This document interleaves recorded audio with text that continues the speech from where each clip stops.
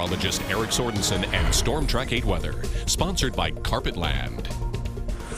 Well, we have News 8's Lauren Simone on her way to that accident that you were just talking about. I-88 East going towards Jocelyn. A lot of cars in the ditch underneath the I-80 underpass, and that was thanks to a WQAD News 8 viewer. Yeah, a lot of folks just giving up, pulling off to the side of the road and waiting for things to get better. Now that puts those folks in harm's way, because then if somebody goes out of control, they're going to hit those cars. So try to get as far off the road as you can, up an exit ramp, something like that, to be safe, or just avoid that area probably right now. In fact, looking at some of the real-time traffic maps show that 88 is at a crawl all the way up towards Sterling Rock Falls this morning. So we continue to follow that. Keep in mind that these air temperatures need to get up to 34, 35 in order for us to see real improvement. Also looking at the traffic map, I-280 eastbound near the airport is real slow. Also I-80 eastbound toward Brady Street is slow as well. So a lot of roads and even the interstates now are very treacherous this morning. Temperatures hugging right near that 32-degree mark. So this does not do us any good. We need these numbers to go up, because even though it goes from red to green, you think, oh, well, that's going to be a lot better because it's just plain old rain.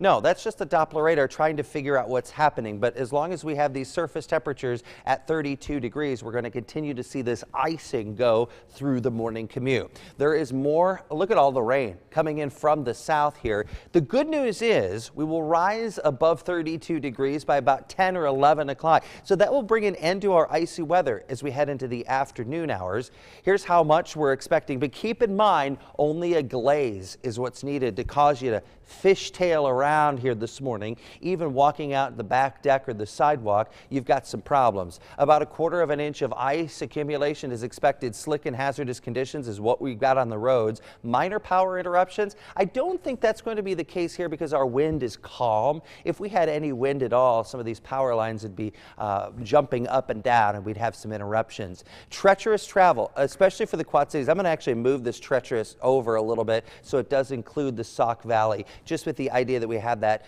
multi-car accident on I-80 eastbound at I-80, I should say I-88 eastbound at I-80 right there. We continue to see at least warmer temperatures as we head through the day. By 12:30, I think this is all said and done.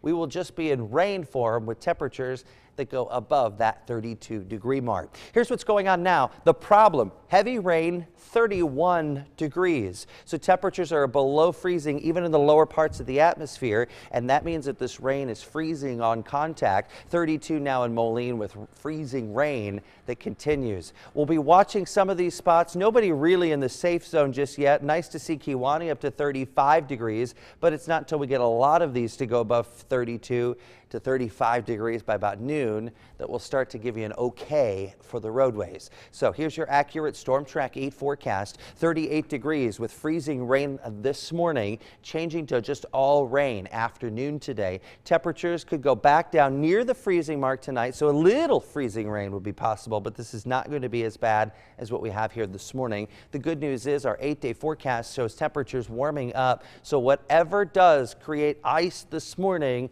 will melt off this afternoon, and none of that poses a problem for the next 8 days. Keep in mind those delays and school cancellations down at the bottom of your screen, and we've got Lauren Simone heading out to that accident right now. We hope to have a live report coming up before the top of the hour, but they're taking it slow too, so we're not going to have them they rush are taking it slow to get that live shot to you, but any more information we'll pass it along. All right, thank you, Eric. Time right now is 6:45. We continue with our extreme weather coverage right here on Good Morning Quad Cities, as precipitation in all its forms created dangerous conditions in the heartland and on the West Coast over the weekend. So far, 5 people were killed in traffic-related deaths over the weekend due to the slick conditions out on the roads.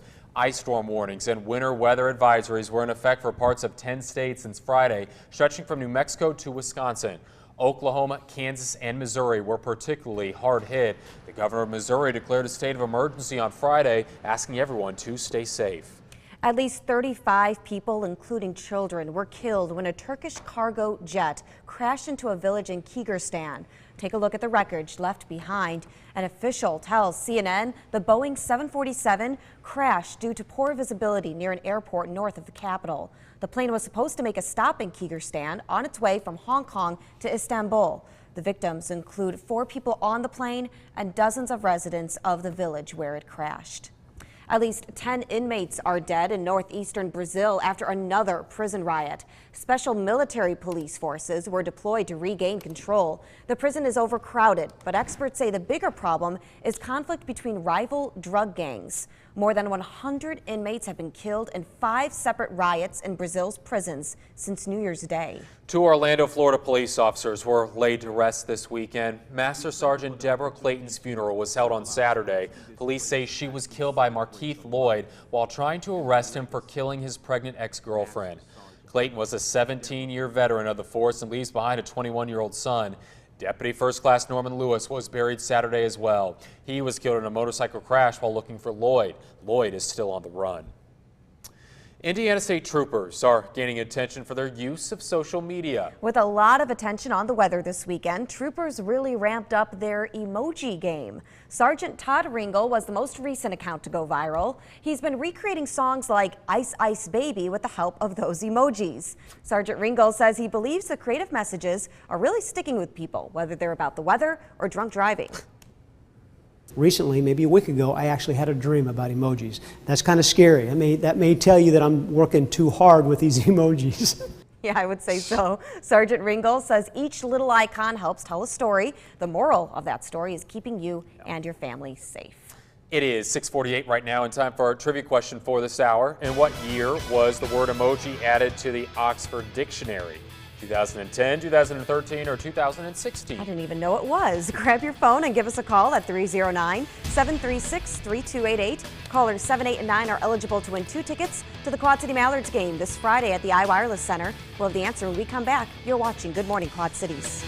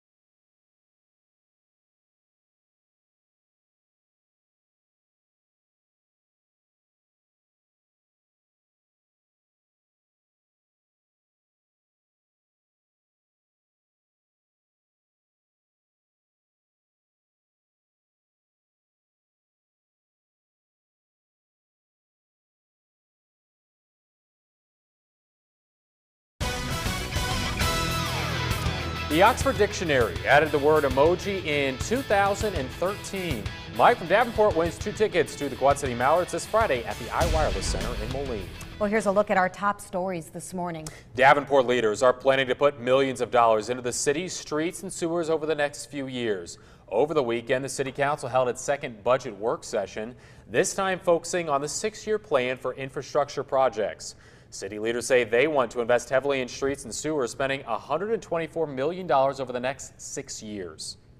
Galesburg city officials plan to hold a public hearing tomorrow on how to move forward with a plan to replace the city's lead water service lines. Last summer, lead was discovered in the water supply of dozens of homes, but new tests show the city's water is meeting federal water quality standards. The city is now working to replace hundreds of lead water lines running into homes, which is being paid for with a $4 million forgivable loan. Illinois' largest public employee union will ask its members whether they would support a strike. AFSCME is at odds with Governor Bruce Rauner over union rights, pay, and benefits. Voting starts at the end of the month, but would not guarantee a strike. State labor regulators have declared the 2-year-old talks at an impasse. You can get more details on these stories right now at our website. That's at WQAD.com. Now, your local traffic report, only on News 8's Good Morning Quad Cities. The time right now is 6:54. We check road conditions every 15 minutes here on Good Morning Quad Cities. Here's a live look at Interstate 74 over the Mississippi River. As you can see, traffic's a little slow right now. People are usually kind of going zipping by across that bridge, but people are going slow, which is good. That's what you need to do this morning because it is slick out there. And I know, Eric, you've been keeping a really close eye on reports from viewers all across our area. Yeah, and that's how we first knew about 15 minutes ago that there was a problem on I-88, which is just near the I-80 interchange right there. Old Illinois 2 right in there. There's that crossover, the bridge, a couple of cars in the ditch, people on the side of the road. Be very careful. A couple of other reports. Aaron Morrison says Burlington, the outside of town is a lot worse. Northeast Carroll County, Deanne says we're not going anywhere. We're iced in this morning. So let's get you the very latest before you head out the door on what's going to happen. Here's where the icy road conditions are going to be the worst from the Quad Cities Geneseo points northbound. Keep in mind that the rural roads are going to be much worse than what we have in the cities, but some folks saying, hey, walk in the grass. You're not able to actually walk in the sidewalks because about 1/8 of an inch of ice has already been accumulated across these regions. Here's how much we're expecting. Now, this doesn't look like much, maybe 1 to 2/10 of an inch of ice accumulation, but here's kind of the impact on what it's going to have. Maybe some minor power interruptions even at 1/4 inch ice accumulations. Then as we head through the next day or so, we'll watch temperatures rise. Are we above 32? No, but we went up 1 degree. So that's a sign that the atmosphere is warming just a little bit. 33 degrees now in Moline. Keep in mind, that's the air temperature. That is not the surface temperature. That is still frozen. So freezing rain only for the morning hours. The afternoon should be fine. 38 degrees. Tonight down to 33. Rain likely. Maybe a little freezing rain, especially late night tonight. Can't rule that out just because we're down to 33. And then look at the 8-day forecast.